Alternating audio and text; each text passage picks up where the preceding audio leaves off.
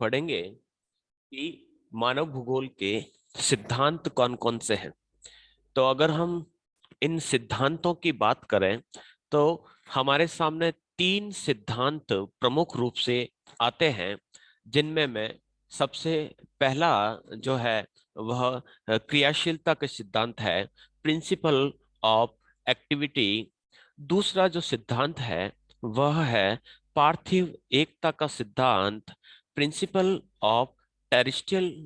Unity. और तीसरा जो सिद्धांत है वह वातावरण समायोजन का सिद्धांत है। सबसे पहले हम क्रियाशीलता के सिद्धांत को डिस्कस करने वाले हैं कि क्रियाशीलता का सिद्धांत किस प्रकार से कार्य करता है या ह्यूमन ज्योग्राफी के अंतर्गत इसका क्या रोल है। अगर हम क्रियाशीलता के सिद्धांत को देखें तो हम पाएंगे कि जो प्रकृति है उस प्रकृति का एक शाश्वत नियम चलता है कि प्रकृति के अंतर्गत परिवर्तन होता रहता है। प्रत्येक बायोटिक या अबायोटिक कंपोनेंट्स या फिर जिसे जैव या अजैव तत्व कहा जाता है या फिर हम उसे जड़ या चेतन तत्व कहते हैं, वे किसी न किसी प्रकार से परिवर्तित होते रहते हैं। कहना का अर्थ यह है कि उनमें किसी न किसी प्रकार के परिवर्तन होते रहते हैं, या फिर तो उनका आकार बढ़ रहा है, या फिर उनका प्रकार बढ़ रहा है, या फिर उनकी मात्रा बढ़ रही है, गुण बदल रहा है, यानी उसकी जो क्वालिटी है, उसका जो नेचर है, उसका जो बिहेवियर है वह बदलता रहता है। इस धरातल पर कोई भी वस्तु स्थायी रूप में नहीं रहती है, बल्कि उसका जो परिवर्तन है वह होता रहता है। और इसी से रिलेटेड हमारा यह सिद्धांत है जिसे हम क्रियाशीलता का सिद्धांत कहते हैं। क्रियाशीलता के सिद्धांत को अगर हम देखें तो हम पाएंगे कि हमारी पृथ्वी बात करें तो पृथ्वी भ्रमणशील है, यानी रिवोल्यूशन एंड रोटेशनल जो फोर्स है वह लगातार चलता रहता है। अगर हम देखें तो हमारे वायुमंडल के अंतर्गत आप पाएंगे कि कभी शीत ऋतु, कभी गर्मियों की ऋतु, तो कभी आप पाएंगे कि वहां पर बारिश की ऋतु देखने को मिलती है। इसी प्रकार से चाहे फसल को देखें, चाहे हम वनस्पतियों को देखें, उसमें किसी न किसी प्रकार का परिवर्तन होता रहता है। ये परिवर्तन कभी कभी काफी तेज गति से चलते हैं, तो कभी धीरे धीरे कह सकते हैं लगातार चलते रहते हैं। इसी प्रकार से नदियों का पानी लगातार बहता रहता है, वह एक स्थान से दूसरे स्थान पर पहुंचता रहता है। पर्वत, पहाड़ और पठार नदियों के प्रवाह से कट कट जल के साथ बहते हुए मैदान और फिर सागर के अंतर्गत जमा होते रहते हैं। तो इस प्रकार से कहा जा सकता है कि हर वो पदार्थ जो इस प्रकृति में विद्यमान है उसमें परिवर्तन हो रहा है, या फिर उसके अंतर्गत कह सकते हैं एक्टिविटी आपको देखने को मिलती है। इसी प्रकार से अगर हम देखें तो हर प्रकार से, जैसे कि हमने कहा कि मिट्टी और जल का जमाव सागर के अंतर्गत होता रहता है, इसी प्रकार से जल जो है वह वाष्प के रूप में वायुमंडल के अंतर्गत पहुंचता है और फिर संघनित यानी कंडेंसेशन होकर बारिश होती रहती है। तो इस प्रकार से बहुत बड़े क्षेत्रों में फैले हुए ग्लेशियर्स पिघल रहे हैं, जल के रूप में सागर में पहुंच रहे हैं। सागर जो है वो भाप के रूप में या फिर बर्फ के रूप में परिवर्तित हो जाता है। इसी प्रकार से ज्वार भाटा, हर चीज जो इस प्रकृति में पाई जाती है वह आपके परिवर्तनशील है, और उसमें किसी न किसी प्रकार का परिवर्तन या क्रियाशीलता देखने को मिलती है। इसी प्रकार से प्रोफेसर ब्रुन्स जो है वह इस बारे में कहते हैं कि हमारे चारों ओर जितनी भी वस्तुएं हैं वे सब परिवर्तनशील हैं, यानी हर वो चीज जो हमारे चारों तरफ हमारे पर्यावरण के अंतर्गत पाई जाती है उसमें किसी न किसी प्रकार का परिवर्तन हमें देखने को मिलता है। वे सब परिवर्तनशील है। प्रत्येक वस्तुएं या तो विकसित हो रही है या फिर उनका ह्रास हो रहा है, यानी जीन ब्रुन्स कहते हैं, या फिर तो कोई वस्तु धीरे धीरे बढ़ रही है, उसका विकास हो रहा है, या फिर कोई वस्तु है जो धीरे धीरे कह सकते हैं कि उसका ह्रास हो रहा है। सब परिवर्तनशील है, कोई भी वस्तु स्थिर नहीं है। ऐसा नहीं कहा जा सकता है कि कोई भी वस्तु स्थिर है, उसमें किसी प्रकार का परिवर्तन नहीं हो रहा है। तो भूगोल के भौतिक और मानवीय तत्व भी इसी प्रकार से निरंतर परिवर्तनशील है।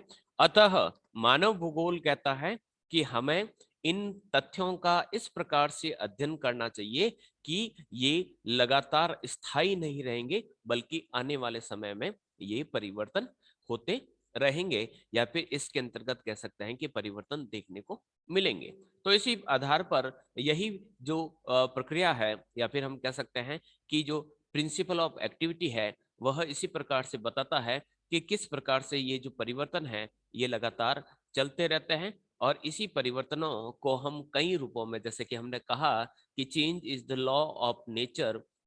और ये जो चेंजेस है यह कुछ भौतिक शक्तियों द्वारा परिवर्तन हो रहा है। भौतिक शक्तियों से परिवर्तन होने का तात्पर्य यह है कि भूकंप या ज्वालामुखी या फिर किसी प्रकार से समुद्र तल के ऊपर उठने या फिर समुद्र तल के नीचे धंसने से इस प्रकार के परिवर्तन होते रहते हैं। गुरुत्वाकर्षण बल से परिवर्तन होते हैं, जैसे कि यहाँ पर लिखा है कि जैविक शक्तियों यानी बायोटिक फोर्सेस में किस प्रकार के परिवर्तन होते हैं। तो वनस्पति व जीव जंतुओं द्वारा हर समय भूतल पर परिवर्तन होते रहते हैं। जैसे कि अगर हम बात करें कि वनस्पतियां जितनी भी होती हैं वह चट्टानों को कवर करती है, उसे आवरण प्रदान करती है, लेकिन वहीं दूसरी तरफ वनस्पति की जो जड़ें होती है वह चट्टानों के अंदर पहुंचकर उसके अंतर्गत क्रैक ला देती है, उसे काट देती है और वेदरिंग की प्रोसेस को बढ़ाती है। तो दोनों ही प्रकार से यानी जो पेड़ है वह उस चट्टान को प्रोटेक्ट भी करते हैं और साथ ही साथ जो पेड़ होते हैं वह उसको नुकसान पहुंचाने का भी कार्य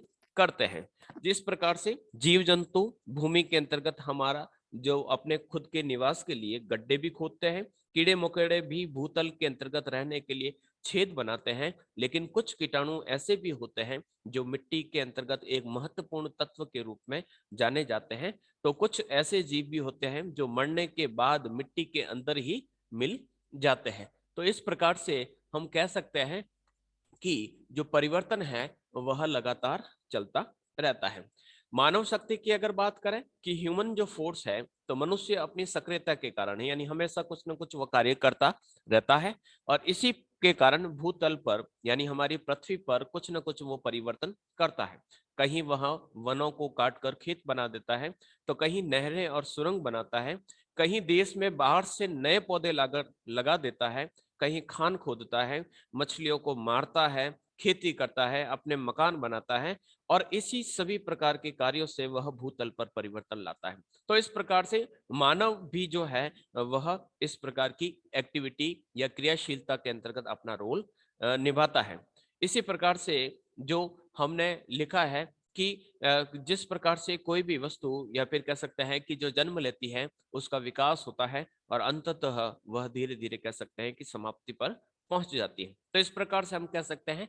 कि प्रिंसिपल ऑफ एक्टिविटी कहता है कि पृथ्वी तल पर कोई भी वस्तु स्थिर नहीं है, सभी में गतिशीलता है, सभी में एक्टिविटी पाई जाती है, या फिर तो वह वस्तुएं विकसित हो रही है या फिर धीरे धीरे कह सकते हैं कि समाप्त हो रही है और इस प्रकार से लगातार कह सकते हैं कि परिवर्तन चलता रहता है। तो पहला सिद्धांत आपका पूरा होता है, प्रिंसिपल ऑफ एक्टिविटी, यानी सभी जो है पदार्थ जो है वह परिवर्तनशील है और उसके अंतर्गत कह सकते हैं कि परिवर्तन देखने को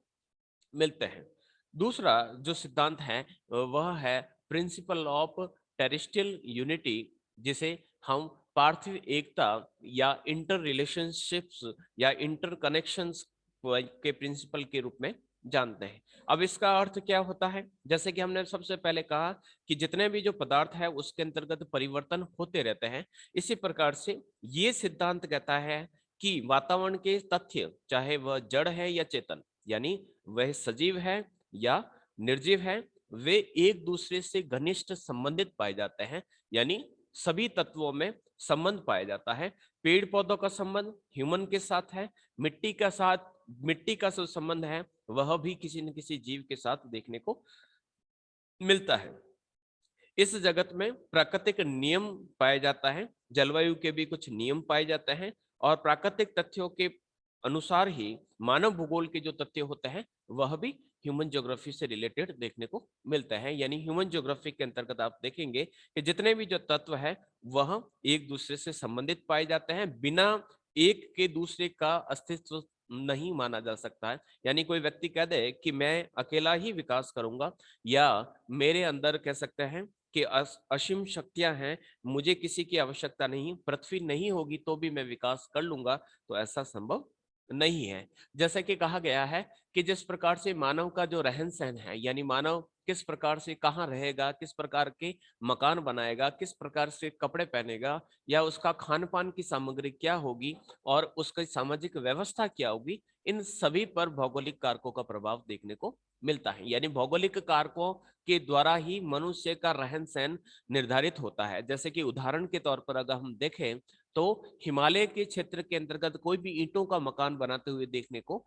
नहीं मिलेगा। वहां पर आपको जितने भी जो मकान मिलेंगे वो लकड़ियों के बने हुए मिलेंगे, कारण कि वहां पर ईंटें बनाने के लिए मिट्टी की उपलब्धता नहीं होती है। इसी प्रकार से अगर हम जंगल में रहने वाले पिग्मीज की बात करेंगे तो पिग्मी लोग जो होते हैं वह अपने स्थायी मकान नहीं बनाते, कारण क्योंकि वह जंगलों के अंतर्गत रहते हैं और शिकार की तलाश में उसे एक स्थान से दूसरे स्थान पर जाना पड़ता है। फिर हम वस्त्रों की बात करें तो जिस प्रकार से हमने पिग्मी, बोरोर और सेमांग की बात करते हैं, ये शरीर पर बहुत कम वस्त्र पहनते हैं। रीजन क्या है? क्योंकि वहां पर बारिश होती रहती है या फिर तेज गर्मी होती है तो कपड़े भीगने का और बहुत गर्मी लगने का दोनों का ही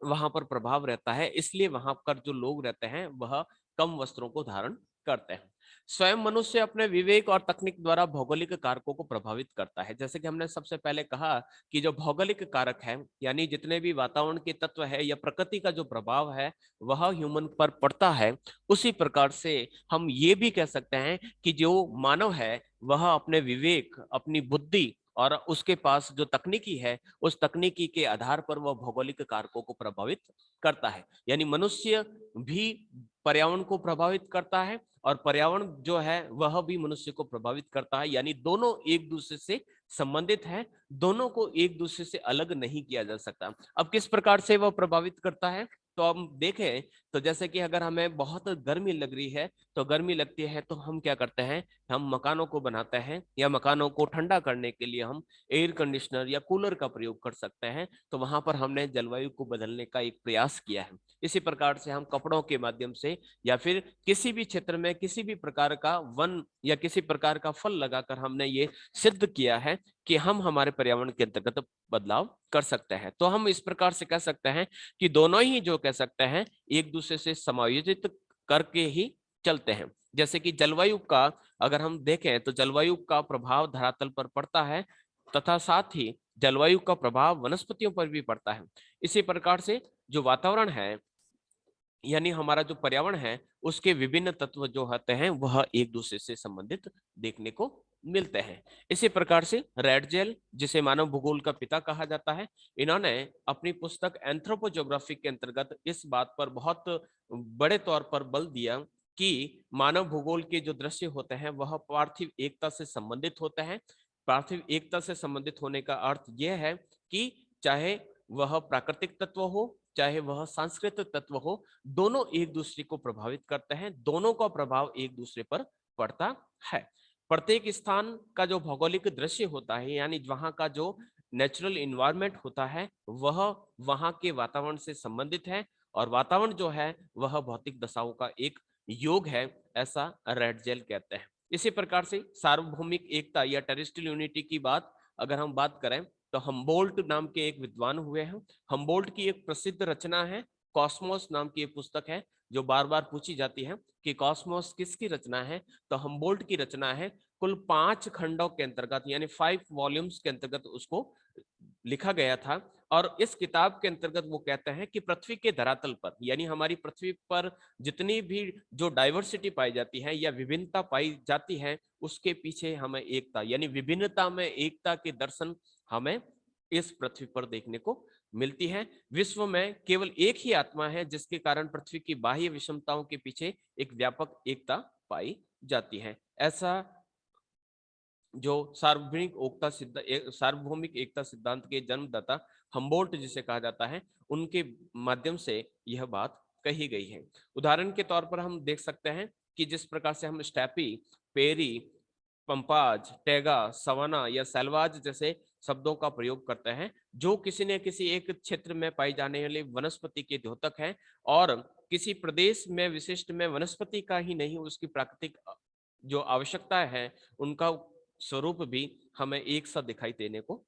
पड़ता है। यानी सभी के सभी जो कह सकते हैं घास के चित्र हैं और उस प्रदेश में वही पौधे जीवित रह पाते हैं जो उस परिस्थिति से अपने आप को अनुकूलित कर लेते हैं। तो वहां पर घास क्षेत्रों के अंतर्गत यानी ग्रास लैंड के अंतर्गत ग्रास पाई जाती है, उसके पीछे कारण यह है कि वहां का जो क्लाइमेट है, वहां का की जो मिट्टी है, उस मिट्टी के साथ उन पदार्थों ने अपने आप को एडजस्ट किया, या फिर वहां पर एडॉप्शन जो है दोनों के अंतर्गत देखने को मिलती है। जैसे कि पार्थिव एकता के कुछ सिद्धांतों के कुछ उदाहरणों की बात करें, तो हम बात करें कि वायुमंडल और जलमंडल, जो कि पृथ्वी के दो आधारभूत यानी फंडामेंटल कॉन्सेप्ट है, और दोनों में एक व्यवस्था पाई जाती है, एक सिस्टम पाया जाता है। किस प्रकार से कि जलवायु की विभिन्नता से सभी को पता है कि सभी क्षेत्रों में या संसार के अलग अलग क्षेत्रों में अलग अलग प्रकार की जलवायु देखने को मिलती है। अगर अक्षांशों के आधार पर देखें तो जलवायु भूमध्य रेखा से ध्रुवों तक की तरफ एक समान क्रम में मिलती है,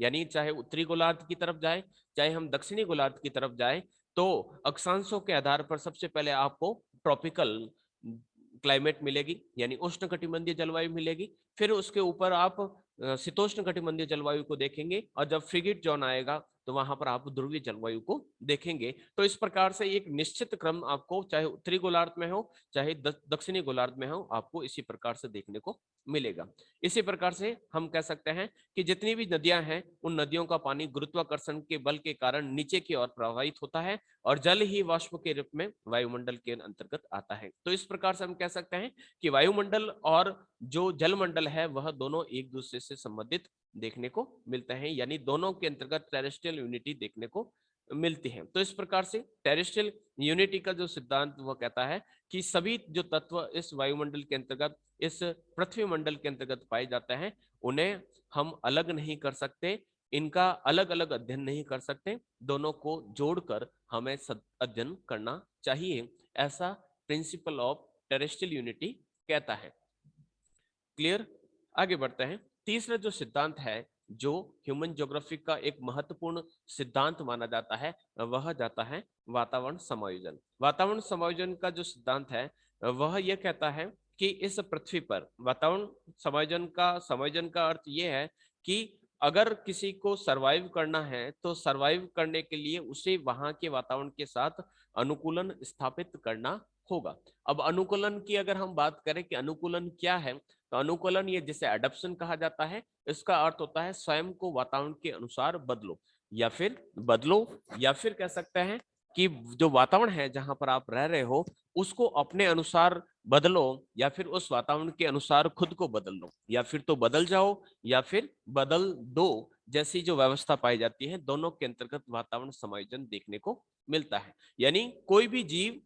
या फिर कोई तत्व जो इस पृथ्वी पर विद्यमान है, उन सभी को अपने वातावरण के साथ अनुकूलन करना पड़ता है, और जो ये अनुकूलन नहीं कर पाता है वह फिटेस्ट नहीं रह सकता, उसे मृत्यु को प्राप्त करना होता है। जैसे कि अगर ऐसा कोई पौधा या ऐसा कोई जीव जो हम रेगिस्तानी क्षेत्रों के अंतर्गत ले जाते हैं, जैसे कि पोलर बियर्स हैं, पोलर बियर्स जो मुख्य रूप से आपको ठंडे क्षेत्रों में देखने को मिलते हैं, उन जीवों को, इन पोलर बियर को हम रेगिस्तान के अंतर्गत ले जाए, या फिर ऊंट को हम ठंडे क्षेत्रों के अंतर्गत ले जाए, तो वह ऊंट या पोलर बियर तब तक ही जीवित रहेगा जब तक वह अपने वातावरण के साथ अनुकूलन स्थापित नहीं कर लेता। अगर उसने उस वातावरण के साथ अनुकूलन स्थापित नहीं किया तो उसे मृत्यु को प्राप्त होना होगा। यही जो बात है वह मनुष्य के संदर्भ में भी लागू होती है कि मनुष्य अगर किसी ऐसे क्षेत्र में पहुंच जाता है, जैसे कि शाकाहारी क्षेत्र लोग हैं, और शाकाहारी क्षेत्र लोग ऐसे क्षेत्रों के अंतर्गत पहुंच जाते हैं जहां पर